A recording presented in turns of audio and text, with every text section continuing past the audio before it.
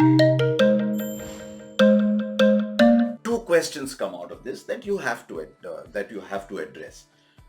First is, are we playing too much white ball cricket? Are we playing too many big games close to the IPL? Is that a reality? Is that an eventuality that you can do nothing about? That is one factor. Second, and I want to address that first, is there are 8 people in this team of about the same age.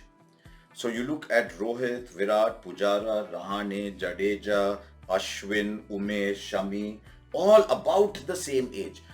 Is the stage now come when you've got to start moving slowly?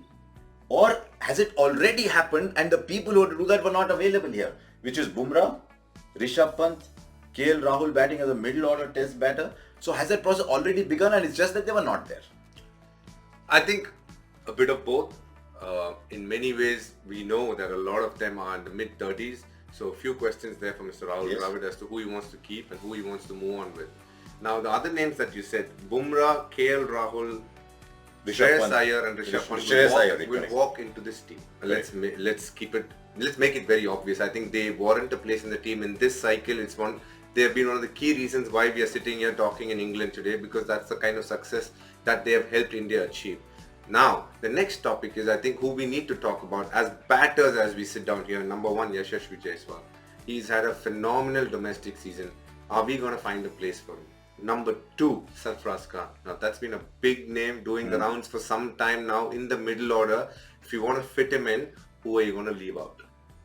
And then followed by the Mukesh Kumars and the rest of them. Is there a place for a new medium pacer to come in and stamp his authority over a period of time? Are you going to give him that 2-year cycle to find a couple of medium pacers? Because let's be very, very honest. I think Shami and Siraj were very good, but Umesh and Shardul as bowlers went as effective as Rahul Dravid and Rohit Sharma would have thought it out to be. So Shardul Thakur, yes, he contributed to the bat, but are we always going to look at him as a bowler who can bat or a pure all-rounder? I would think more as a bowler who can bat. And then would you trust him to constantly play test matches? And Umesh Yadav, where do you see him in the context of things? Yeah, all those are absolutely valid points.